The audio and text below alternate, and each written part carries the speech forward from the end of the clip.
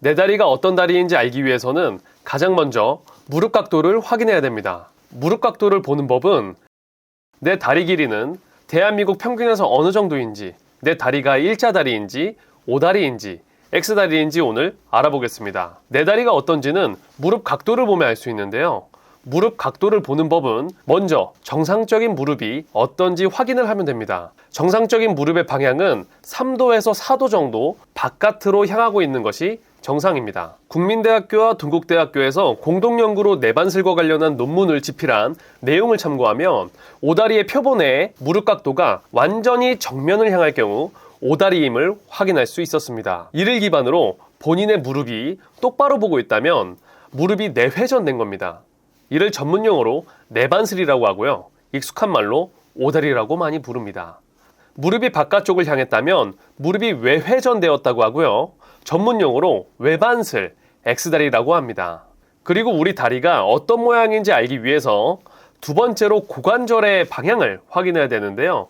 고관절도 마찬가지로 바지를 입고 거울을 볼 때 3도에서 4도 정도 앞으로 기울어져 있는 것이 정상입니다. 후방 경사라면 엉덩이가 더 뒤로 빠져서 각이 틀어졌을 거고요. 전방 경사라면 거울에서 바지를 봤을 때 일자이거나 아니면 조금 더 올라가 있을 겁니다. 이때도 마찬가지로 고관절이 후방 경사라면 O다리, 전방 경사라면 X자 다리가 되게 됩니다. 어떤 상태인지 인지가 되었다면 이제 해결 방법을 찾아야겠죠. 해결 방법을 알기 위해서는 원인을 알아야 됩니다. 일자다리가 아닌 분들의 90%는 모두 후천적으로 변형이 된다고 하는데요. 원인은 우리의 일상생활, 잘못된 습관들이 쌓여 다리가 변형되었다는 말입니다. 원래 인간은 직립보행을 하며 두 발로 걷게 되어 있지만 현대사회에서는 대부분 걷기보다는 장시간 앉아있죠. 아니면 장시간 한자리에 서 있는 경우도 흔합니다.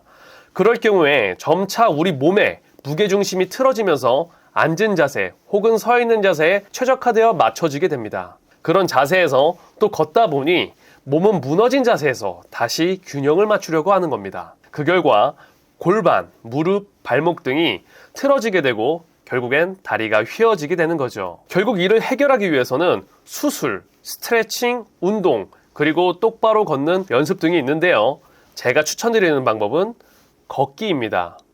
걷기를 추천드리는 이유는 우리가 꾸준히 할 수 있는 가장 쉬운 방법이기 때문인데요. 수술은 좋은 병원과 의사를 찾는 노력을 기울이면 안전하게 망가진 휘어진 다리를 한 번에 고칠 수 있습니다.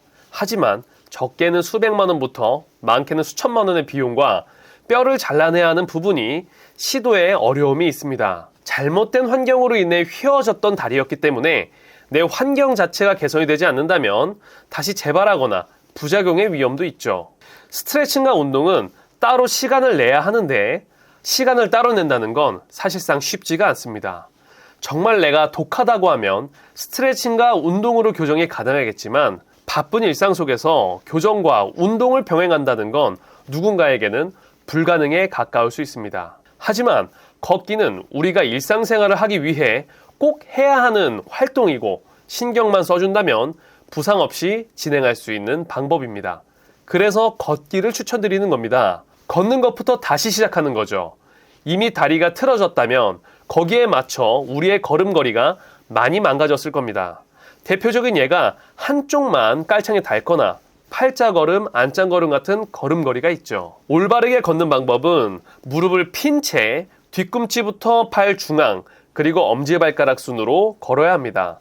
이렇게 신경 써서 걸으면 자연스럽게 11자 걷기가 되는 거고요. 이 11자 걷기를 진행하다 보면 틀어진 무릎과 고관절이 걸음걸이에 맞춰 다시 개선되는 원리입니다. 마지막으로 우리 다리 길이를 측정하는 방법인데요. 인종별로 다리 길이가 차이가 난다고 하지만 우리는 대한민국 사람이기 때문에 우리나라에서 평균과 비교해 얼마인지를 확인을 하면 됩니다. 우리의 다리 길이라고 하면 보통 이 길이라고 생각을 합니다. 전문 용어로 아우심이라고 하는데요. 이 아우심이 아닌 인심이 다리 길이를 쉽게 재는 방법입니다. 인심은 사타구니부터 발끝까지의 길이를 재는 건데요. 쉽게 재는 방법은 사타구니에 책을 끼면 책이 앞으로 나오게 됩니다. 그 책부터 내 발끝까지 다리 길이를 재게 되면 내 길이가 나오겠죠. 그럼 이제 다리 길이가 나왔을 텐데요. 이 다리 길이를 기준으로 키와 함께 평균을 재면 됩니다. 표와 함께 보시죠. 이 표는 대한민국 평균 키와 다리 비율을 나타내는데요.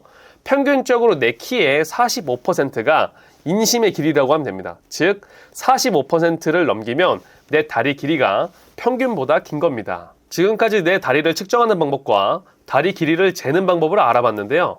이 영상을 통해 궁금한 점이 있거나 도움이 되셨다면 댓글을 남겨주시면 참 감사하겠습니다. 영상을 제작할 때 많은 도움이 됩니다.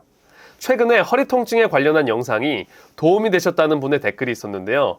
영상을 제작하면서 너무나 뿌듯했고 더 책임감을 가지고 만들어야겠다고 다짐을 하며 지금 영상을 만들고 있습니다. 앞으로도 쉽게 정리해서 유익한 영상으로 찾아뵙겠습니다. 딱 정리해주는 남자 딱정남이었습니다. 감사합니다.